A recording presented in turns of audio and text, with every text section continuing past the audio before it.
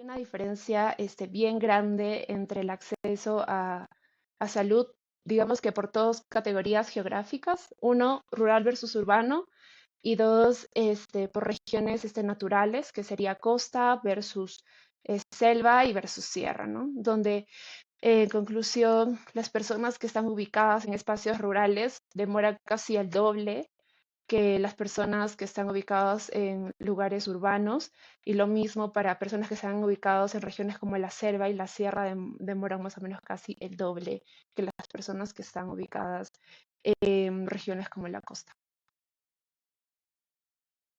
Bienvenidos al Positive Impact Podcast. Este es un espacio donde hablamos sobre desarrollo, derechos humanos y políticas públicas. En el episodio de hoy exploraremos cómo las barreras geográficas y el tiempo de viaje impactan el acceso a los servicios de salud públicos entre los adultos mayores en Perú.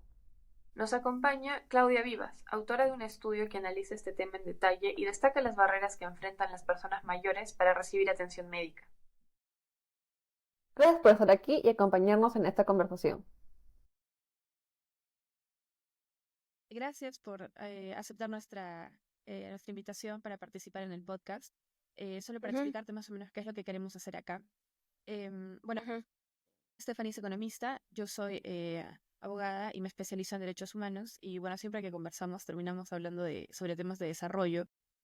Y Ujú. siempre terminamos hablando de lo mismo, que hay mucha investigación académica que muchas veces no es accesible por el lenguaje, a veces técnico, ¿no? A veces es imposible no utilizar términos técnicos cuando estás haciendo investigación, pero lo que intentamos hacer en este podcast es difundir investigaciones como la tuya, por ejemplo, en un lenguaje quizás un poco más amigable para personas que no son de tu especialidad. Por ejemplo, que muchas investigaciones que Stephanie me ha mostrado, a veces no las puedo entender sin que ella me lo explique porque, bueno, justamente por el lenguaje, ¿no? Y viceversa, porque yo soy abogada y a veces nosotros también utilizamos lenguaje técnico. Entonces, básicamente Claro. eso es lo que queremos hacer. No sé si, Stephanie, tú tienes alguna pregunta o algo antes de iniciar la entrevista. Pero nada, estaba pensando justo en lo que tú estabas contando y no, igual yo siento que como somos abogada y a veces hablamos de temas de desarrollo, a mí me interesa bastante, no sé, si hablamos de salud, decirle como que ya, pero como que cómo se ve en el derecho, en la Constitución, ¿no? O sea, cuál es el derecho a la salud, de qué consta, cuáles son los artículos, ¿no? O sea, ese tipo de conversaciones creo que nos aportamos bastante. Entonces como que es un proyecto que nos emociona un montón hacer y también creo que es una gran oportunidad para conocer a otros investigadores. Esta temporada se centra en Perú porque ambas somos peruanas y es de los temas que más hablamos, entonces estamos súper contentas de tener una invitada de Perú que, por lo que veo en tu perfil, te apasiona la investigación, tienes bastante experiencia y quizás también queríamos que nos cuentes un poco más. Veo que has investigado bastante, has trabajado en distintas organizaciones. Sí, bueno, en primer lugar, como que felicitarlas porque están llevando a cabo una iniciativa bien interesante. Yo también tengo muchas amigas de Derecho. De hecho, cuando yo estudié en la Católica, ingresé a Derecho y terminé en Economía. Entonces, sí, o sea, siempre es un tema, creo que recurrente con mis compañeras de Derecho, como que estar viendo cómo es que las problemáticas que estudiamos desde las ciencias sociales finalmente, o sea, terminan teniendo quizás una aplicación real o si es que se cumple o no se cumple finalmente en el derecho, ¿no? Entonces, sí, me parece súper interesante el podcast. Espero que les siga yendo súper bien. Y respecto a la pregunta que me hicieron, bueno, yo actualmente hago investigación académica. He sido asistente en varias instituciones. Actualmente soy asistente en la Pontificia Universidad Católica y también en la Universidad del Pacífico. Dentro de mis temas que más me interesan es la salud. Así que también fue, digamos que este interés por el tema sanitario fue lo que me impulsó a hacer esta investigación. La investigación que ganó la mención honrosa en el concurso de evidencia MIDIS es mi tesis de pregrado, que yo creo que aún hay muchas cosas que mejorar, solo que no me ha dado el tiempo, pero también creo que este tiempo que he dejado un poco de lado esa investigación como para dedicarme a otras investigaciones también en salud, me han hecho como repensar algunas cosas y creo que ya tengo más ideas de cómo poder abordar o mejorar o quizás expandir también la población a la que he ido estudiando. Ujú. Listo, gracias, Claudia. Bueno, quizás ya podemos empezar. La primera pregunta que teníamos para ti era justamente eso, o sea, ¿qué es lo que te motivó a realizar esta investigación? Sí, a ver, yo creo que mi interés por los temas de salud, de hecho, yo creo que siempre he tenido como cierta inclinación a poder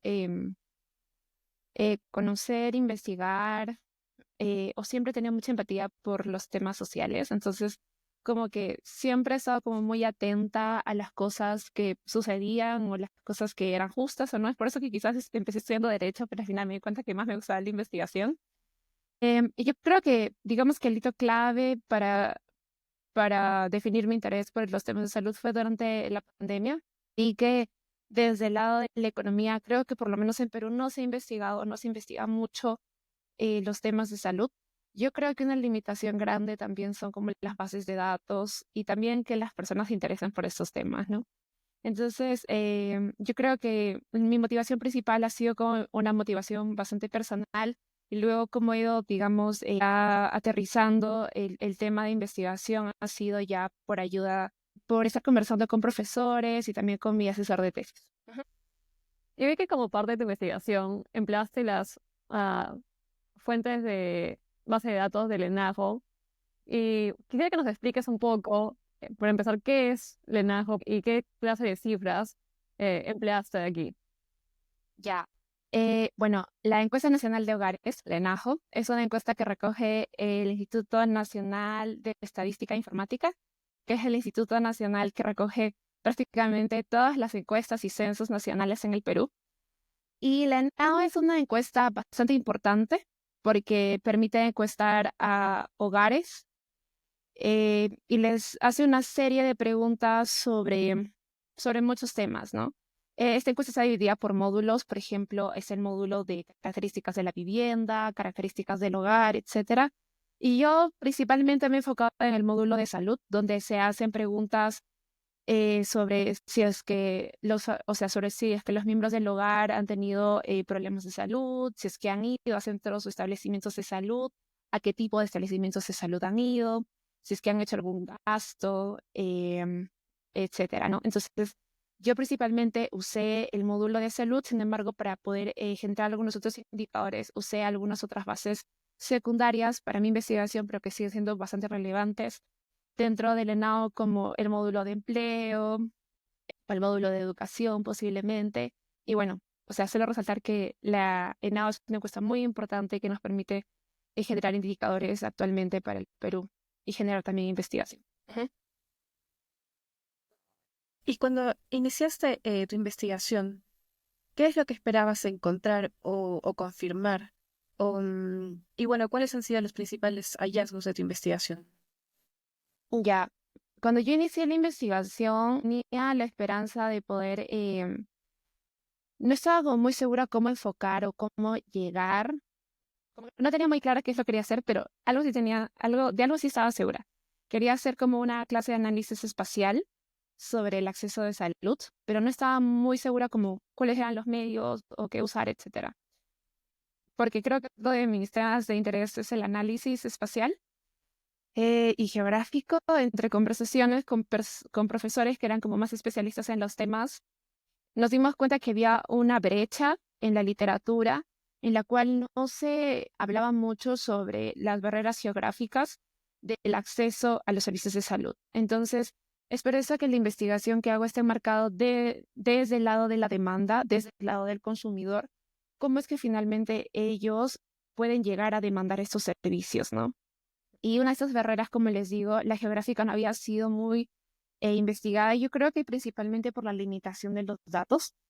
Actualmente no tenemos como datos sobre tiempos de viaje, incluso datos geográficos en general. Yo creo que el INEI tiene datos bien ricos sobre datos geográficos a nivel de manzanas de todo el Perú. Sin embargo, creo que aún esa base aún tiene que seguir mejorando. Pero volviendo al tema, más o menos como que teniendo todas estas clases de recursos y también estas clases de conversaciones con estos profesores, creo que llegamos como a un consenso más o menos de sentido común de, bueno, si es que yo vivo lejos de un centro de salud y necesito ir por X motivos de salud, em, creo que va a influir un poco si es que yo me encuentro lejos o cerca del centro de salud, ¿no? Si, por ejemplo, yo tengo una gripe, posiblemente me vaya a una farmacia, a una botica que me queda súper cerca, le pregunte a la persona que me atiende qué me puede dar y me automedique finalmente, ¿no? Eh, a comparación de que si tuvieras quizás alguna posta médica o algún centro de salud un poco más cercano, posiblemente sea mucho más probable que yo me dirija al centro de salud en comparación si me dirija a alguna botica, ¿no? Entonces, realmente la hipótesis que tenía es que a más tiempo de viaje de un centro de salud, yo me desanimo más. Entonces, la probabilidad de que yo vaya se reduce, ¿no? Y finalmente, esa fue mi hipótesis y finalmente fue lo que llegué a comprobar con algunos matices ahí entre los subgrupos de poblaciones que investigué. Digamos que la hipótesis en general como que sí se reafirma. Ujú. Creo que en tu investigación ha sido muy exitosa probar de que una de las cosas que muchos peruanos consideramos que afecta al acceso de servicios de salud es real, ¿no? No es que estamos siendo negativos, no es un estereotipo. Has probado que es cierto, ¿no? Lo que muchas personas sienten que a veces acceder a salud es difícil o demora mucho tiempo, hay que esperar, que se cola, hay que ir en la madrugada, es una realidad y has sido exitosa en comprobarlo, entonces te felicito por eso. Y, no, como tú dices, creo que es muy interesante cómo en Perú accedemos bastante fácil a los fármacos. Yo en este momento me encuentro en Reino Unido y necesitas una prescripción para todo, lo cual puede ser muy engorroso porque te tienes que demorar bastante en ir al servicio de salud, que te dé una cita, esperar, y recién te da una prescripción, ¿no? En Perú uno puede ir a la farmacia y creo que te venden muchísimos fármacos, ¿no? Quizás casi todos, sin prescripción, lo cual, ¿no? Por un lado, eh, no te ahorra tiempo, especialmente si la persona, ¿no? Detrás del contador eh, es especialista, ¿no? En farmacia, pero al mismo tiempo es muy común en los peruanos que nos sobremediquemos, ¿no? Creo que es algo que todos hemos visto en nuestras familias, ¿no? Que tenemos eh, una cajita con todas las medicinas, ¿no? Es como que, te duele tal cosa, tómate tal cosa, ¿no? Y creo que es muy común, es una realidad. Y otra pregunta que quería hacerte era, ¿qué otros factores viste en tu investigación que pueden afectar el acceso de las personas a los servicios de salud, aparte de los factores geográficos? Ya, creo que principalmente yo me enfoco en la hipótesis que les acabo de decir. Sin embargo, creo que otro de los factores que también influye y en la regresión más o menos creo que salía digamos que con mayor importancia, me parece que también era el tiempo de espera. Digamos que el ENAO podemos recoger, y esto es parte ya de la encuesta, podemos recoger, por ejemplo, cuánto tiempo te has demorado ir de tu casa al centro de salud, pero también tienes esta otra pregunta sobre cuánto tiempo te has demorado desde que llegaste hasta que te atendieron, ¿no? Y ahí era ese tiempo de espera, que yo le llamo, también digamos que era otra de los factores para poder decidir ir o no ir, ¿no? Finalmente, si es que tú vas a un centro de salud y sabes que no te van a atender rápido, posiblemente termines yendo, y aquí como digamos un paréntesis, esta investigación se trata de evaluar la hipótesis o testear la hipótesis, pero en centros de salud públicos, ¿no? Si es que tú tienes, digamos, un mayor nivel de ingreso económico, posiblemente elijas irte al sector privado e ir a un centro de salud privado, ¿no? O posiblemente termines postergándolo y no yendo finalmente al servicio de salud, ¿no? Otro de estos factores finalmente también es el tiempo de espera. Sabemos que muchos centros de salud o te atienden mucho después o finalmente te agendan una cita para meses después, y lo cual también como que desincentiva mucho la demanda de los usuarios por los servicios de salud. Y otro de los factores que mencionaste, me parece en tu investigación, era la condición de aseguramiento. ¿Podrías explicarnos un poco más sobre eso? Sí, también. Sí, otra de estas variables importantes es la condición de aseguramiento. Hay, digamos, esos esquemas de aseguramiento de salud. Está, por ejemplo, de salud, que de por sí, digamos, que demanda que tú seas un trabajador empleado formal, lo cual sabemos que en el Perú 70% del mercado laboral es informal. Entonces, digamos que ya hay una tremenda restricción por la cantidad de personas que pueda tener, por la cantidad de usuarios que pueda tener esa salud. Por el otro lado, digamos que tenemos al MINSA, que digamos que me parece que a partir más o menos del 2020-2021 se volvió un servicio universal, pero antes no había esa condición de aseguramiento universal. También están otra clase de aseguramientos como de las Fuerzas Armadas o policías, y luego hay como el aseguramiento privado, ¿no? Hay algo curioso que salió en la investigación, fue que la mayor cantidad de personas que no estaban aseguradas, se iban al MINSA, porque casi el gasto por las consultas que podían hacer no era tan alto.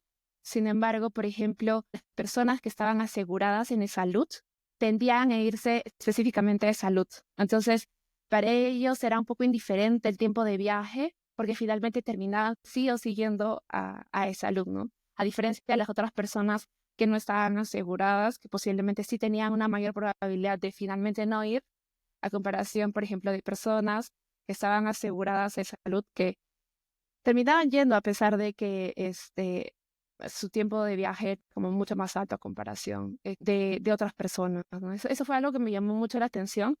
Es algo que quizás quisiera comprobar no solo ya con adultos mayores, sino como con otra clase de poblaciones, como madres, niños, o incluso con personas que están en edad de trabajar, porque eh, una de las justificaciones, digamos, económicas de por qué es importante evaluar el tiempo de viaje es que cada minuto que nosotros invertimos en movilizarnos hacia un centro de salud, como personas que están dentro del mercado laboral, posiblemente es un minuto o una hora que puede ser remunerado con un salario, ¿no? Entonces, ese es el costo de oportunidad que nosotros estamos dejando de trabajar por hacer alguna clase como de chequeo preventivo, etcétera. Entonces, esa es también, digamos que una de las justificaciones económicas por la cual es importante medir el impacto del tiempo sobre la demanda de servicios de salud. Y quizás otra creencia que se confirma en tu investigación es que hay ciertas zonas en el Perú que se ven más afectadas que otras. Entonces, mi pregunta es, de acuerdo a tu investigación, ¿qué regiones se tienen un mayor impacto por estas dificultades, ¿no?, en el acceso a los servicios de salud? Y si es que pudieras darnos quizás un ejemplo o una idea de cuáles son estas dificultades particularmente. Ya. Sí, por ejemplo, a ver, si digamos que lo ponemos en un mapa y vamos a diferenciar una zona urbana de una zona rural. Digamos que en Lima me parece que no estoy tan segura, pero con unos mapas que hice hace un tiempo, me parece que creo que en Lima hay como 13, 14 hospitales. Y digamos que hospitales me parece la categoría más alta de todos los centros de salud, porque los centros se van dividiendo por niveles de acuerdo a su nivel de complejidad. Digamos que hay 13 para toda la población, que es muy grande, o sea, es como 10 millones de personas, digamos aproximadamente, pero el tema con el tiempo de salud es que, el tiempo de viaje, perdón, es que digamos que quizás no están tan lejos en distancia euclidiana, es decir, si tú mides un punto versus otro punto, la distancia no es tan grande, pero otro de los problemas en las ciudades es el tráfico, ¿no? Es por eso que yo elijo esta variable de tiempo, porque quizás la variable de distancia no estaría capturando algunas otras dificultades que hay finalmente en el terreno geográfico. Entonces, en las zonas urbanas, el tiempo de viaje se puede ver, digamos, afectado por el tráfico. Pero en comparación, si comparamos las zonas urbanas versus las zonas rurales, en las zonas rurales, em, los centros poblados están muy alejados de otros y no hay una posta o un centro de salud en cada centro poblado. Digamos que también en las zonas rurales, los niveles de complejidad de los centros de salud no son tan altos. Entonces llegan como a un nivel 1, 2, que es más o menos un nivel medio. Pero si es que esta persona o ese adulto mayor tiene, digamos, una demanda mucho más grande, se tiene que trasladar a hospitales mucho más grandes, ¿no? Entonces, ahí eh, hay una doble dificultad, digamos, en primer lugar por la distancia y en segundo lugar también por el terreno. En muchas ocasiones, si es que nosotros nos vamos a las regiones, por ejemplo, de la selva, en muchas ocasiones no hay carretera, sino que las personas se tienen que mover a través de un transporte fluvial. Entonces, eso también dificulta mucho el transporte y eso termina aumentando también, digamos, el tiempo de viaje para poder llegar a un centro de salud.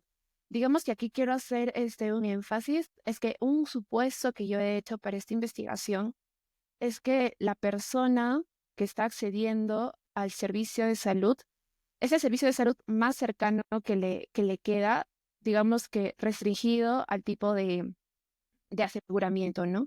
Es que, por ejemplo, una persona normal sin aseguramiento de salud no podría ir a un centro de salud porque no tiene el aseguramiento, ¿no? Entonces, digamos que esa clase como que de detalles las he tomado al momento de generar de generar los resultados, pero sí, hay una diferencia bien grande entre el acceso a salud, digamos que por dos categorías geográficas, uno, rural versus urbano, y dos, por regiones naturales, que sería costa versus selva y versus sierra, ¿no? Donde, conclusión, las personas que están ubicadas en espacios rurales demoran casi el doble que las personas que están ubicadas en lugares urbanos y lo mismo para personas que están ubicadas en regiones como la selva y la sierra demoran más o menos casi el doble que las personas que están ubicadas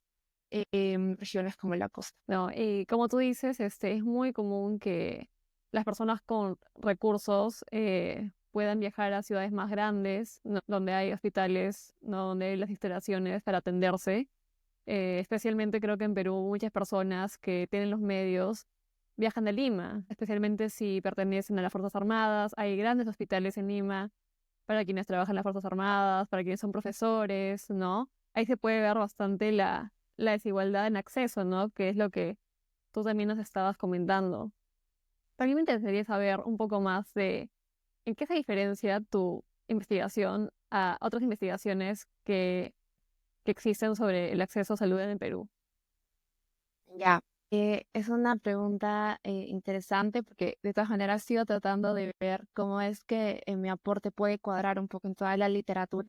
Y yo creo que em, hay como una referencia bien grande para mi investigación, que fue una investigación me parece que del tiempo de viaje al acceso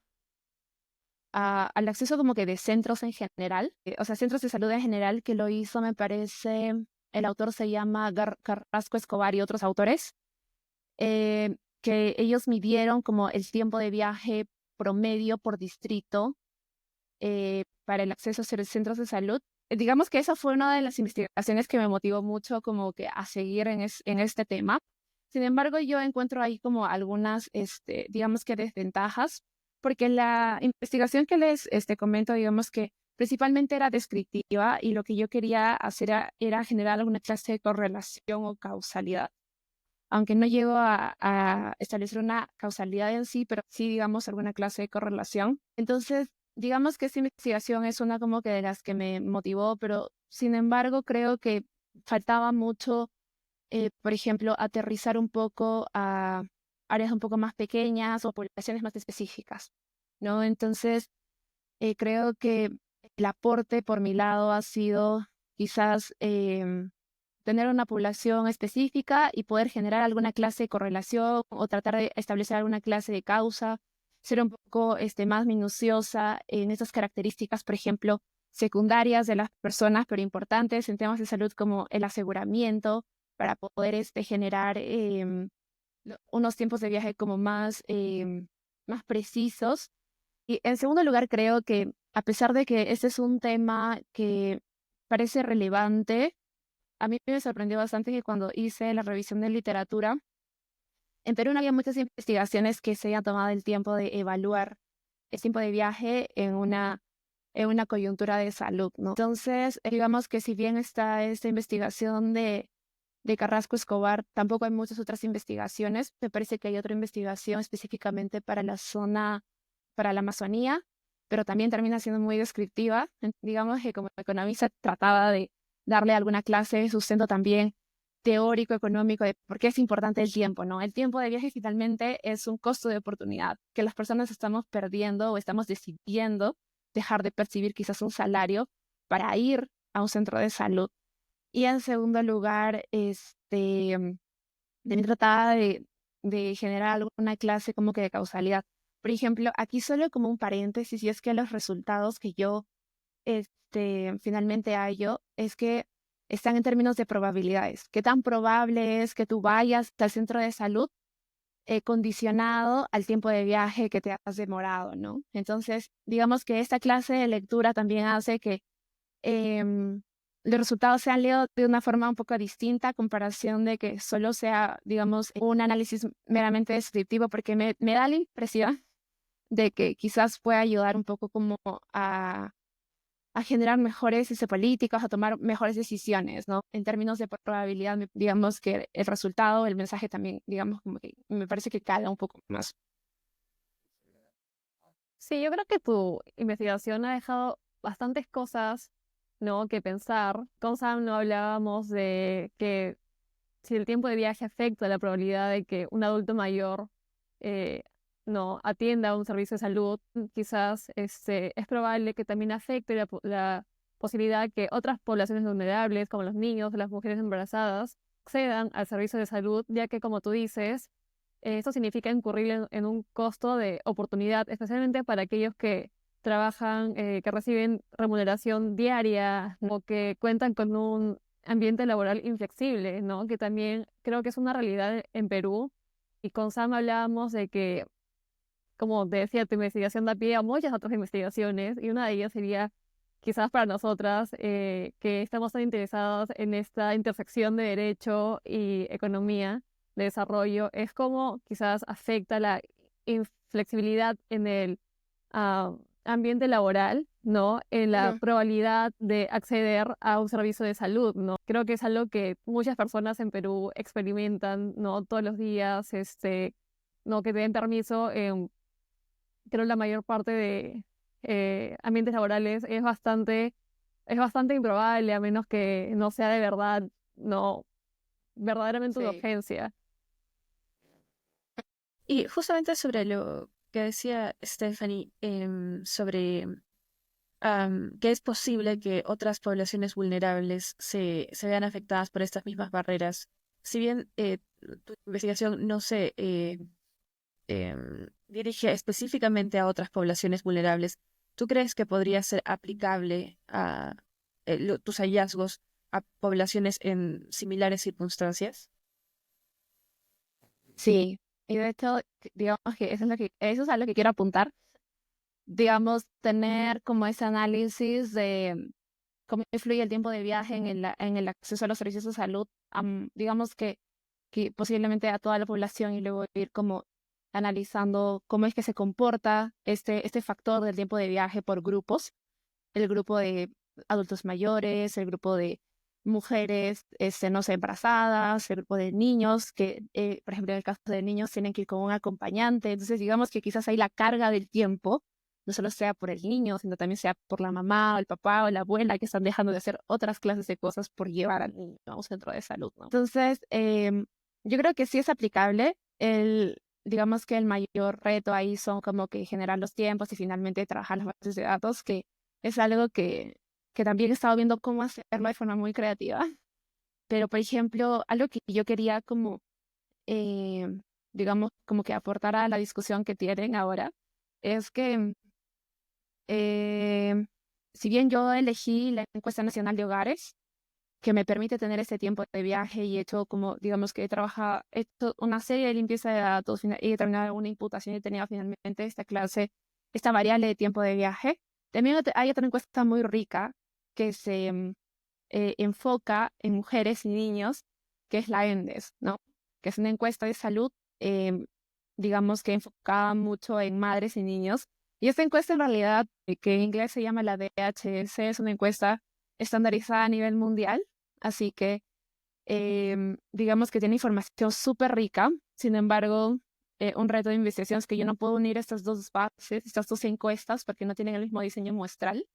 Es por eso que quería ir por otros métodos para poder abordar más grupos poblacionales, para poder ver finalmente cómo es que esta variable de tiempo de viaje influía en el acceso.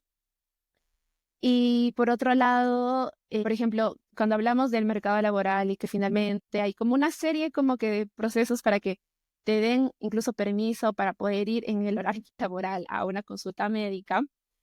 Aquí solo, digamos, quiero hacer una mención a otra investigación que estamos haciendo como con otros autores sobre em, incluso cómo es que las madres que actualmente tienen hijos pequeños tienen el tiempo limitado y recurren a servicios del Estado como guardería, como Cunamás, para finalmente quizás reinsertarse en el mercado laboral o finalmente también poder hacer demandas de servicios de salud.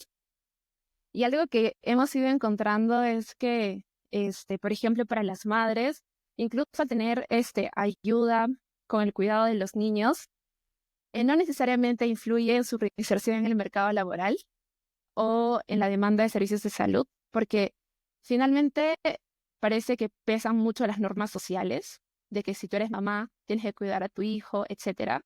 Entonces, finalmente, al parecer, al tomar la decisión de reinsertarte en el mercado laboral, eh, o al tratar de hacer alguna clase de otras actividades, pesa mucho esto de las normas sociales, ¿no? Entonces, yo creo que este subgrupo de las madres es un grupo bien interesante porque viene cargado de normas sociales, a comparación, digamos que de otros grupos, porque ya tienen a cargo, digamos que otra serie de clases de cuidados que vienen em, impuestos en parte por normas sociales. Digamos que ahí es como una población bien interesante y quedaría como para investigar y como para debatir y discutir como muchísimo más. Sí, tienes razón. Y creo que especialmente hay tantos estándares para las mujeres. Se espera que una mujer desarrolle su carrera, ¿no?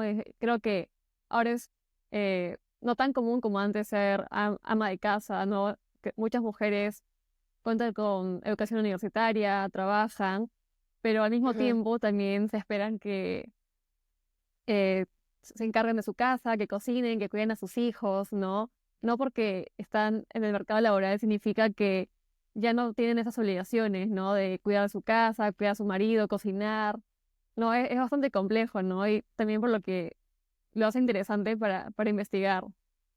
Y bueno, otra pregunta que teníamos para ti era, ¿qué ministerios o instituciones gubernamentales tienen la responsabilidad de garantizar el acceso equitativo a los servicios de salud en el Perú? Yo creo que, digamos que hay muchas instituciones que deberían de funcionar conjuntamente para garantizar el derecho de tener acceso a la salud. Principalmente creo que está a nivel nacional el Ministerio de Salud, que sería el MINSA, que yo entiendo que debería de trabajar de la mano como que con los gobiernos regionales y locales, porque digamos que esta desigualdad de acceso a la salud principalmente en estas zonas que también están muy correlacionadas con el nivel de ingresos, por ejemplo, que son zonas como mucho más pobres, los lugares amazónicos, que se encuentran en la selva, que son rurales, etcétera. También tiene mucho que ver con la clase de gestión que han tenido ahí, como que los gobiernos locales y regionales, ¿no? Cómo es que han ido quizás coordinando como que con los ministerios para poder generar o garantizar el acceso a un servicio y a un derecho tan esencial como es la salud, ¿no?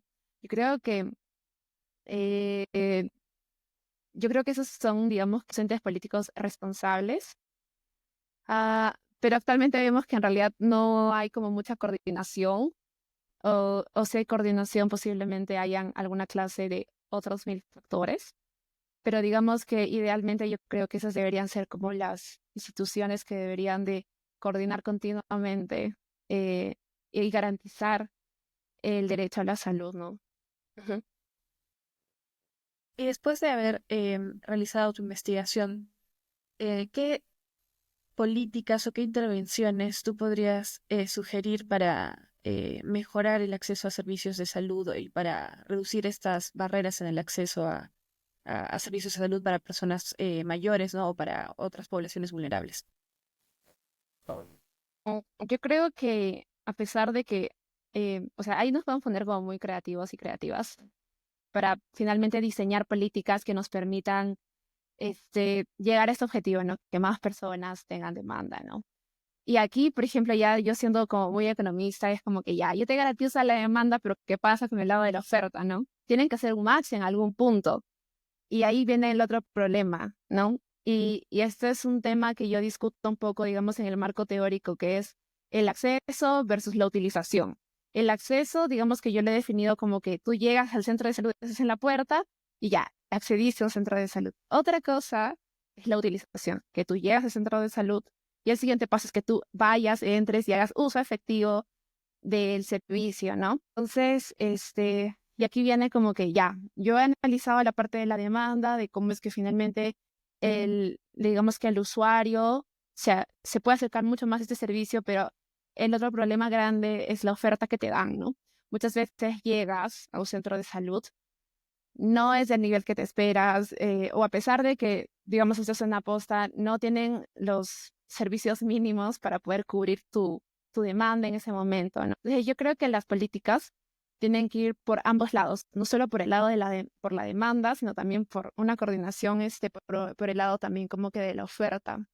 Pero digamos que si solo es que me enfoco en la demanda, este, podría ser, no sé, quizás estoy así como, digamos, en un escenario muy ideal, es que, digamos, ya teniendo una investigación que hace énfasis en que en algunas poblaciones, como adultos mayores, que son poblaciones vulnerables, que tienen ciertas características, que incluso, o sea, creo que no lo había mencionado, pero hay muchos adultos mayores que siguen trabajando, siendo adultos mayores. Trabajan tanto en el sector formal, pero la mayoría trabaja en el sector informal, porque necesitan de todas maneras seguir percibiendo ingresos, ¿no? Y muchos de ellos ya tienen limitaciones físicas para trasladarse. Entonces, teniendo en cuenta que hay ciertas poblaciones o digamos espacios geográficos que demoran mucho en poder acceder a centros de salud, quizás debería haber como una, una nueva geolocalización, quizás de ciertos centros de salud que tengan ciertos servicios básicos para que las personas puedan acceder con mayor premura a estos centros, ¿no? Yo creo que eso sería como algo súper interesante y creo que yo me olvidé mencionar, y esto sería como algo bien interesante, que teniendo en cuenta que esta barrera geográfica, que es la que yo he investigado, tiene impacto en la demanda de los servicios de salud, sería bien interesante que haya alguna clase de colaboración entre el MINSA y el Ministerio de Transporte. Porque a pesar de que tú puedas, digamos que nuevamente geolocalizar los centros de salud, finalmente, o sea, las vías por las que vas no son las más seguras, digamos que quizás ni siquiera hay vía, etcétera. Entonces, sería bien interesante ver cómo es que también las carreteras, las condiciones de las carreteras, construir nuevas vías para trasladarse, no solo te genera acceso a centros de salud, sino que te genera acceso a muchos otros servicios, te conecta con otros mercados, etcétera, ¿no? Entonces, yo creo que estoy hablando como de una forma muy idealista, pero yo creo que sí sería bien interesante una colaboración entre MINSA y MTC, que es el Ministerio de Transporte y Comunicaciones. Bueno, quizás tienes razón, puede que sea ideal, ¿no? Pero justamente por eso es bueno, o sea, creo que siempre las colaboraciones, tanto entre disciplinas como entre eh, organismos del Estado, siempre tienen resultados positivos. Y bueno, y de hecho, quería consultarte, nos dijiste que estabas realizando ahora una investigación sobre las mujeres, ¿es correcto? Porque nos dijiste Sí, eso y a Stephanie le brillaron los ojos, entonces, por favor, cuando tengas tu investigación, coméntanos para volver a sí. entrevistarte. Sí, sí, sí, yo creo que estamos en curso, digamos que tenemos algunos resultados preliminares, pero digamos que quizás puedo como más o menos decir de qué va la investigación y qué es lo que hemos encontrado hasta ahora. Y es que también va en el tema de, digamos, en el paraguas de salud y estamos tratando de investigar con otros coautores cuál es el efecto, por ejemplo, del programa social que es CONAMAS. Digamos que uno de sus dos brazos, que tiene como, CONAMAS es como el programa de guardería, pero tiene como dos servicios. El servicio de cuidado diurno y SAP, me parece que no estoy muy segura, no me acuerdo muy bien cómo se llama, o sea, finalmente qué significan las siglas, pero nosotros nos enfocamos en el servicio de cuidado diurno, que finalmente es específicamente guarderías. Entonces, estamos tratando de ver cuál es el efecto de las guarderías sobre la salud mental de las madres. Y digamos que un resultado preliminar que hemos estado viendo ahora es que acceder a los servicios de cuidado diurnos genera una reducción en depresión, por ejemplo, en las madres, ¿no? Es decir, el hecho de que tú puedas dejar a tu niño una cierta cantidad de horas al día te puede generar como, puede reducir tu depresión, el nivel de depresión posiblemente, por muchos mecanismos, muchos factores. Posiblemente tienes más tiempo para dedicarte a ti misma, tienes tiempo para, quizás para trabajar, tienes más tiempo para hacer muchas otras cosas. Estamos no solo tratando de ver resultados en depresión, sino como en otras clases de síntomas asociados a salud mental, ¿no? Pero ahorita como que, digamos, el resultado preliminar como que creemos que ya es certero, es como que reduce eh, el nivel de depresión en las madres. Y aquí es algo bien interesante porque si bien CUNAMAS y el servicio de cuidado diurno específicamente no está enfocado en generar, digamos que beneficios a las madres en sí, sino está enfocado más en el desarrollo infantil y está más, digamos, enfocado al desarrollo de los niños.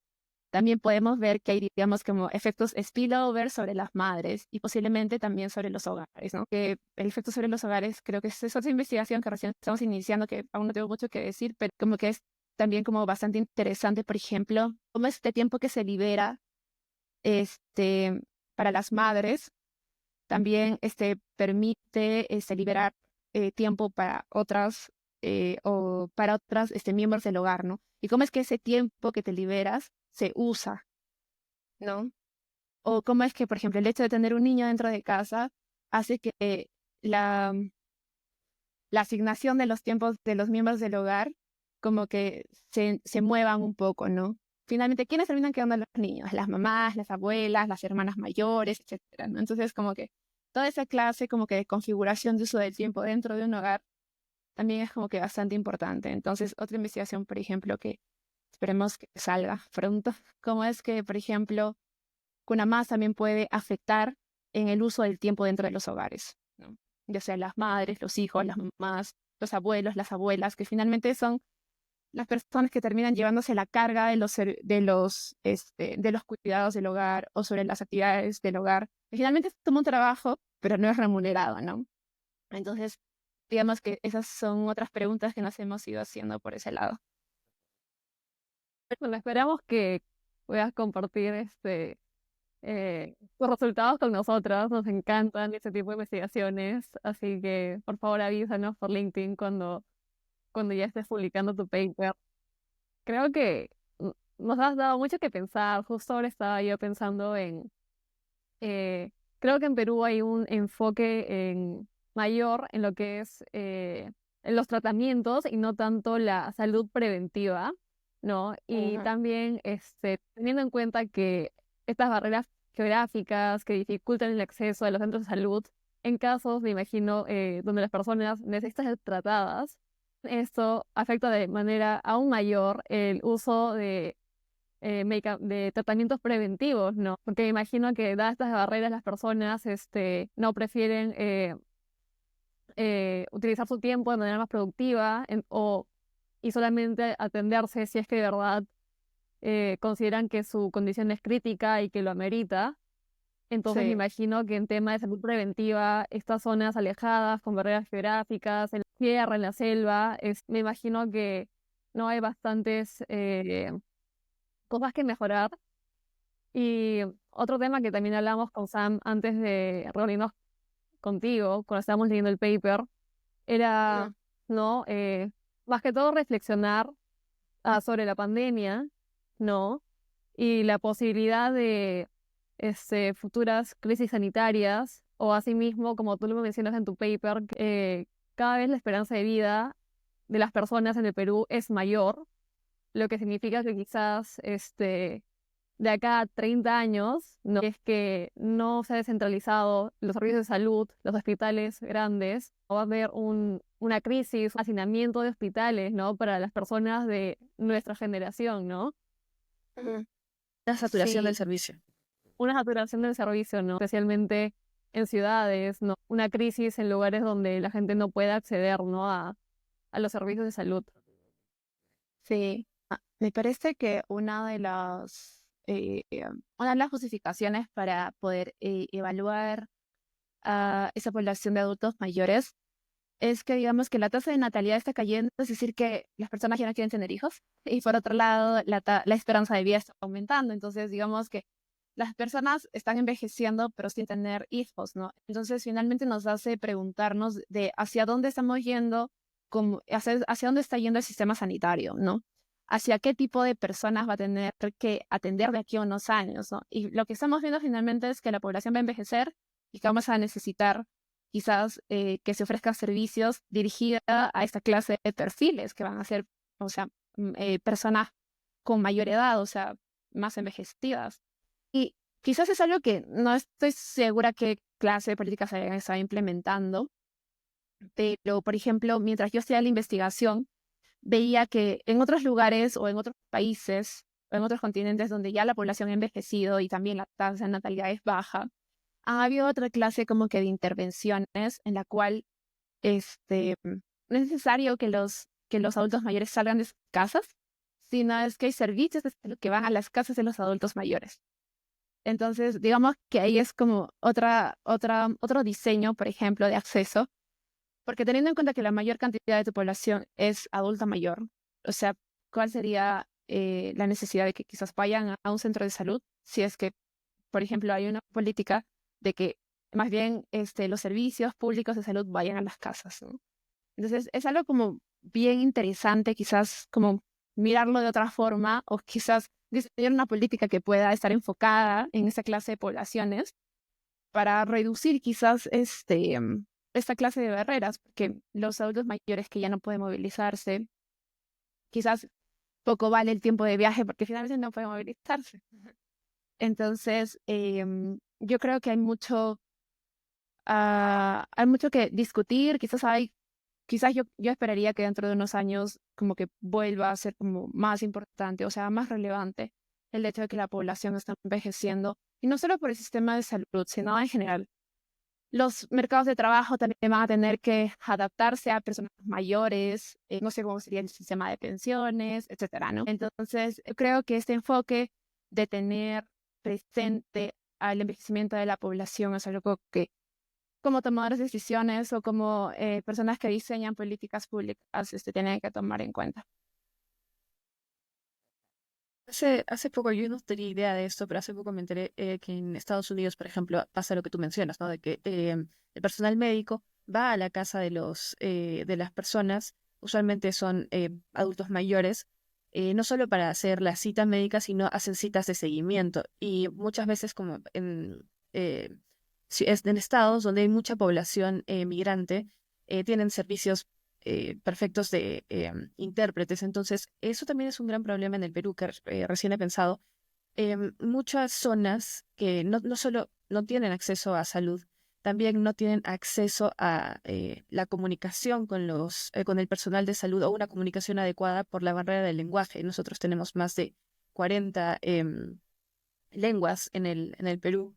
Entonces, eso quizás también podría significar una barrera, ¿no? En el acceso a la salud. Claro. Sí, totalmente. Y yo solo quería como o sea, volver un paso atrás y, o sea, mencionar que hay un servicio en Perú que es el PADOMI, que me estaba olvidando, que es el servicio en el que sí, el centro de salud se acerca a la casa de estos adultos mayores que ya no pueden movilizarse, pero digamos que me parece que solo lo da de salud. Entonces, obviamente, solo pueden acceder las personas que están aseguradas, ¿no? O sea, no es una política universal. Y ahora, el tema de los, digamos, del lenguaje, yo creo que es una barrera bien, o sea, bien grande, y no solo por el propio hecho de no hablar el lenguaje, sino también por la clase de estigma de ser de una etnia distinta. Y yo creo que esta clase como que de discriminación no solo se ve en los servicios de salud, se ve en muchas clases de servicios. Yo recuerdo que cuando estaba aún en la facultad, cuando estudiaba un derecho, traté de ver, por ejemplo, cómo es que esta barrera étnica influía en la demanda de servicios jurídicos, ¿no? Entonces, también yo creo que esta característica que finalmente en muchos casos se termina volviendo en una desigualdad y un factor para discriminación, está presente en muchos servicios. Y aquí soy honesta, yo no estoy muy segura cuál ha sido como em, las medidas que han tomado para poder incluir a estas personas. Por ejemplo, yo entiendo que en la selva hay muchas poblaciones que tienen muchos dialectos y que hablan muy poquitas personas. Yo no estoy muy segura, por ejemplo, cómo es que estas personas logran comunicarse con las personas que ofrecen los servicios de salud, ¿no? Sería como bastante interesante quizás ver esta otra clase de barrera para ver finalmente cómo es que se accede a esos servicios de salud. Yo no estoy como muy enterada de eso, pero sí soy muy consciente de su relevancia. Y, por ejemplo, pero también entendería, y esto quizás ya remitiéndome a otra investigación que estaba haciendo como con otros autores, es que el factor del lenguaje puede generar no solo, digamos que brechas en el acceso, sino que también, o sea, ya se puede ver como en resultados. O sea, por ejemplo, tenemos otra investigación en la que estábamos viendo cuáles podían ser como los factores para que un hogar tenga mayor o menor mortalidad infantil, ¿no? Entonces, por ejemplo, y aquí digamos que no solo es el hecho de que tú hables un lenguaje que no sea el español y que digamos que no sea el masivamente hablado, sino que en muchas ocasiones las personas que hablan quechua, aymara, pibo, ayánica, etcétera, tienen características que se acompañan, que también nos ponen en situaciones de precariedad. Por ejemplo, las personas que son shipibo viven en lugares donde quizás no tienen un acceso a agua potable, que no tienen una educación alta, etcétera. Entonces, yo creo que lamentablemente esta clase de característica, aparte de tener un factor como de discriminación, simplemente por el hecho de que, o sea, naciste hablando esa lengua, siento que aún no se han acortado otra clase de barreras como el acceso a la educación o acceso a servicios públicos, que debería ser como súper básico, o acceso a electricidad, lo que hace que finalmente también te enfermes mucho más rápido o también es más propenso a adquirir alguna clase de enfermedad. Y eso se refuerza cuando tú vas a un centro de salud y no hablas el idioma que habla la mayoría, ¿no? Entonces, yo creo que acceder o desde el lado, incluso desde el hecho de que tú te enfermas, está como muy como que correlacionado con muchos otros factores, pero siendo un factor tan como, no sé, me parece como innato el idioma, me parece hasta muy cruel que finalmente hay alguna clase como que de brecha solo por hablar alguna clase, algún otro idioma, ¿no? Como digo, no estoy muy segura cuáles son las políticas actuales, pero esperaría que haya alguna y si no hay, como que simplemente alguna. Como tú dices, ¿no? Como suma dificultades, ¿no? Si una persona vive en la selva y necesita utilizar transporte fluvial para acceder al servicio de salud, pero una vez que llega al servicio de salud se siente discriminado, se siente ignorado, como que eso de verdad va a hacer que piensen muchas veces si de verdad está en una situación suficientemente crítica para exponerse no solamente al trayecto, pero quizás también al maltrato, ¿no? Ujú. Sí. Nos ha hecho pensar Un montón, un montón. De verdad es como podemos ver que te apasiona, que te encanta el tema, que sabes bastante, nos has enseñado un montón. Hemos disfrutado muchísimo, muchísimo tu investigación y esperamos que ojalá puedas compartir con nosotros tus investigaciones y también que estemos en contacto eh, para lo que fuese. Ojalá podamos volver a tener acá en el podcast. Así que de verdad un gusto hablar contigo y nada, espero de verdad que seguir en contacto. Muchas gracias, Claudia, por aceptar nuestra invitación. De verdad hemos aprendido un montón. No, no, muchas gracias también a ustedes, porque yo creo que si bien, o sea, me interesa el tema, creo que también siempre es válido como que estar escuchando las dudas que otras personas tienen, porque así también me hace pensar un poco más y finalmente cuáles son los problemas reales, ¿no? Que puedo tener un problema que es importante en mi cabeza, pero finalmente quizás no es el problema más importante o sea, en la actualidad, ¿no? En la vida real. Entonces, creo que eso también como me ayuda como a seguir como pensando y como que reflexionando sobre, o sea, sobre seguir investigando y también que yo creo que es bastante importante de finalmente hacer un enlace entre la investigación y la y generación de política.